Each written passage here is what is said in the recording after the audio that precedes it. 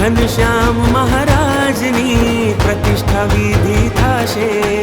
આચાર્ય શ્રીના પધારવાથી ભક્તોમાં જોમ પુરાશે. આચાર્ય શ્રીના પધારવાથી ભક્તોમાં જોમ પુરાશે. આમંત્રણમ આમંત્રણમ પાઠવીએ છીએ આમંત્રણમ.